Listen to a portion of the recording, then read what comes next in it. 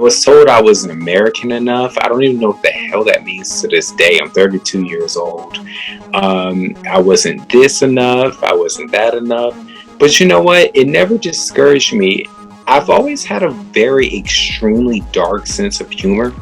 So like I've always just laughed at it. I didn't laugh in the process of what was happening in the moment. I laughed when I got back either in the car or on the train or whatever the case could be. I was like, yo, these people are fucking crazy.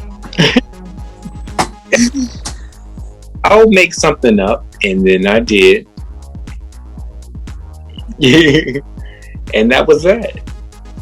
You know, I know exactly what that means because I started in New York myself, aspiring model.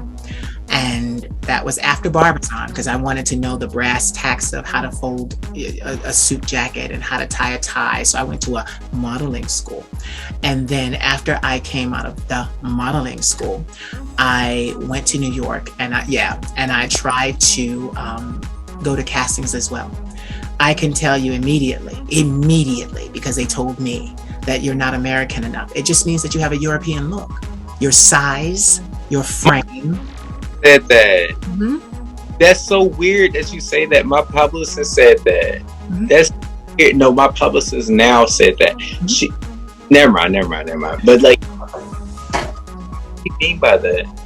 She was like, yo, like, they won't get you. Like, you different. I was like, what, girl? And I got to talk about the girls that run my entire brand, by the way. But anyway, go ahead. I'm sorry, babe. No, you're doing well. But yes, I heard it too. When I was at Boss Model Management, it was one of the go-sees that I'd always would go to. The casting director, the head of the agency, pulled me out of line. And he told me, he said, listen, you have a beautiful face because I'm 39 now, I'll be 40 in September. So, yes, Stevie. We're age, darling. I thought you were just my age, like 32, maybe 31, maybe even younger than me. Good for you. Praise God. He's a good God, I tell you. And I've been through hell. I've been through hell. Trust me, I could cry too, but I don't want to ruin my mascara. But yes. I'm terrible, so it's gonna ruin itself. It costs $1. But your face, honey, your face is amazing. No matter what you put on that face. I remember a photographer. He's gone now. He died earlier this year. Joseph Blue in New York, and and he used to always say to me, "Girl, you old money. You have that look as well, old money. You know, it's not the robust American look. It's Paris and London and Milan. That's where you." So the Boss Model Management guy says to me, "You have an amazing look. You have an amazing face, but you'll never do it in New York, America." And I said, "What do you mean?" He said, "You belong in Paris." So I packed everything that I owned, literally with no place to go when I got there. I made friends, but literally packed all my suitcases and flew to Paris. And I was there for 6 months. And Stevie, it was hard, but I met the editor, the fashion editor of Essence magazine during Fashion Week, because I got there in August, so Fashion Week hadn't come yet. So when I met her name was Ionia Dunley at the time. This was 2005. This was 17 years ago. So So she told me, she said, "You have to use every talent that you have to arise a respected opinion in this business, in this industry." Back then, I didn't understand what she meant, but today, I understand completely what she meant. You know, I do this, and then I give inspirational videos, and then I sing. I've got 4 albums out. I'm a mentor. I'm a shaman. I do everything. And it's going the way she said it would go. I'm a respected opinion today. And it's very difficult it was very difficult to get here. But I find that because of all of the pain, all of the devastation, I've kind of I'm dug in deep. It's gonna take some dynamite to get me out of my place and out of my shoes, because I know where I belong. So you turn around, and the modeling, New York is something. New York, they want the boy next door. Oh, and they want him to be white. That part. So yeah, that part. So yeah, my thing is, I would definitely suggest for you because you have connections, do a stint in Paris. Do a stint, and you will never come back. You'll never come back. You will run your entire business. Learn that from Grace Jones. Huh? Learn that from Grace Jones. Yes. And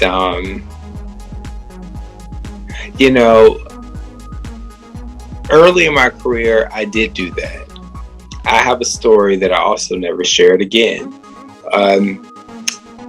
One of my assistants was, he was just my assistant, and he kikied all through Paris, this and a third. We came into the house, at his house, and he was like, all right, we're going to sleep. We got to wake up. You have to do this for Paris Fashion Week tomorrow. I'm like, okay, whatever. I'm going to sleep, blah, blah, blah, blah. Bitch, bye. Type of thing. And next thing you know, we get awakened to a loud crash. And next thing you know, we're up. We look at the window, and we see paparazzi. And the person is coming into the building, this, that, and the third, upstairs, bada boom, bada bang, right on the same floor. I come out being nosy, American that I am. It's Grace Jones.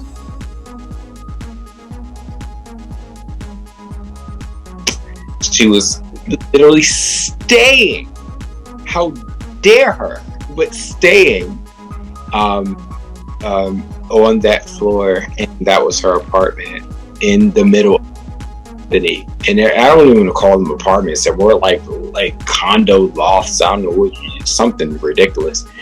But and he's like, "Oh, you know that?" I'm like, "Bitch, why didn't you tell me that your neighbor is Grace Jones and you know big?"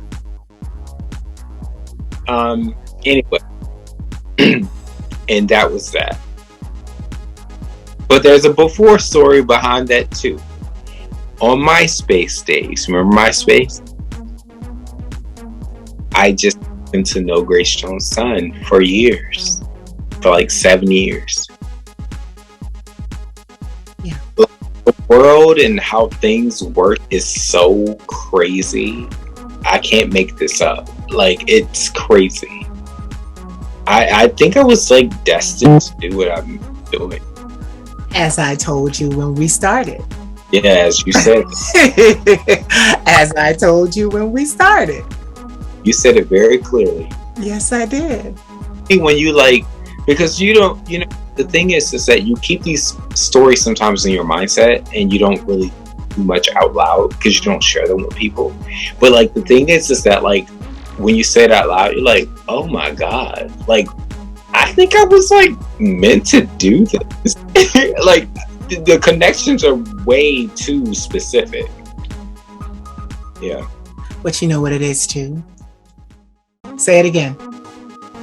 No, I was saying that's just in my conclusion right there, because I don't know what else to say. I don't have any.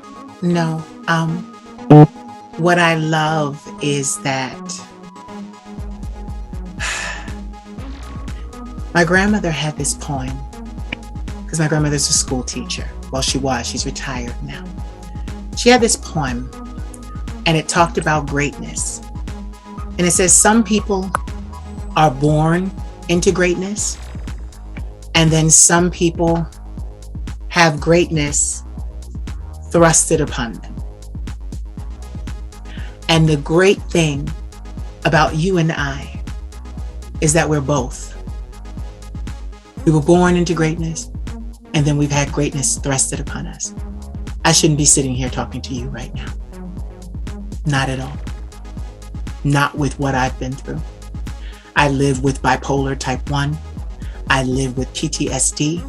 I live with acute anxiety disorder. Each of these things have ruined my careers in times past. My music career, my modeling career, everything. And yet, I'm sitting here after 15 years of therapy and medication, a psychiatrist and a therapist, and I am still here. So I know it is definitely because you are meant to do what you have to do. No one else, I believe, no one else can come along and fulfill your destiny, because your destiny is specific, just as my destiny is specific. No one else can do our jobs. And though others at times focus on our destinies and on our agendas, that is bad for them, because that means that they will go to their graves with a destiny unfulfilled, because they were too worried about the destiny that both you and I have. That is how I live my life. That is for me to impart to you.